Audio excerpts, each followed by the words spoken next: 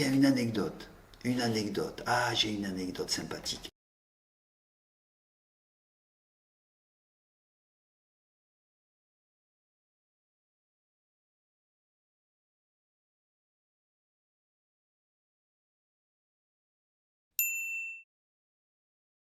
Je me nomme Philippe Danaé, je suis travailleur social, éducateur spécialisé. J'ai 64 ans. Je dois rencontrer des gens pour qui il n'est pas nécessaire de me parler. Donc moi, il faut que je trouve quelque chose d'intéressant à raconter, mais qui tienne compte du modèle de l'autre. Si je produis que de la morale, je rappelle étrangement les institutions. Si je suis que superficiel et amical, je rentre dans le monde et ils ont suffisamment d'amis. Je suis mandaté pour avoir une action éducative sur un territoire. Je suis tenu aussi par le secret professionnel, en d'autres mots l'anonymat. On arrive au moment où on se dit que lui il est là parce qu'il vend des stupéfiants. Et moi je lui dis, mais je comprends très bien que tu fasses ça. Boum, je désarme, je crée de l'inattendu. Je comprends tout à fait. Parce que toi, t'as pas envie de demander de l'argent à ta mère, tu la vois faire des courses dans des supermarchés bon marché pour tes petits frères, et toi, par dignité, tu vas pas demander de l'argent à tes parents. Je porte pas de jugement sur cette position. Je lui dis, si tu comprends ce qui t'arrive, tu peux peut-être prendre des décisions différentes. Le dispositif de la prévention spécialisée, c'est beaucoup la rue, mais un local, pour faire à la fois les dimensions administratives, les entretiens personnalisés, pour souffler, réfléchir, constituer équipe. Et une autre partie de la mission, c'est aider les pouvoirs publics à sentir les lignes de force qui traversent à la fois les mouvements de jeunesse, à la fois les caractéristiques des banlieues ces 20, 30, 40 dernières années.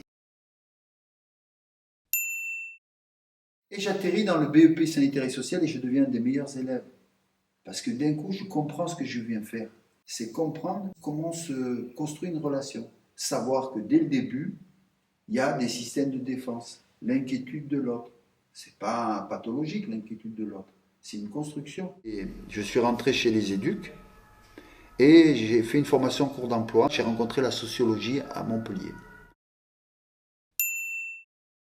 Quand tu saisis ce que c'est que ce métier et qu'est-ce que c'est que ta ressource, alors tu peux développer progressivement une forme d'apprentissage confiant.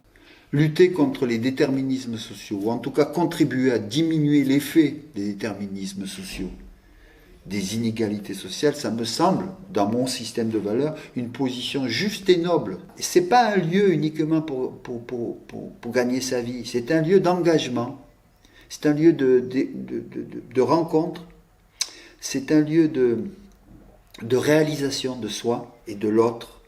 C'est un lieu important. J'admets que je suis devant une grande montagne et que j'agis comme un bon artisan. La banlieue, ça fascine toutes sortes de gens. Et c'est dangereux pour toutes sortes de gens. On apprend une forme d'affirmation qui peut frôler l'agressivité, indéniablement. Mais c'est vraiment un cadeau d'être en contact avec cette puissance juvénile. Tiens, une anecdote. Une anecdote. Ah, j'ai une anecdote sympathique. Un jour, je me retrouve en difficulté, je me fais convoquer par mon cadre qui me dit que je suis un peu flottant avec les horaires. Et je lui dis, je suis d'accord avec cette remarque.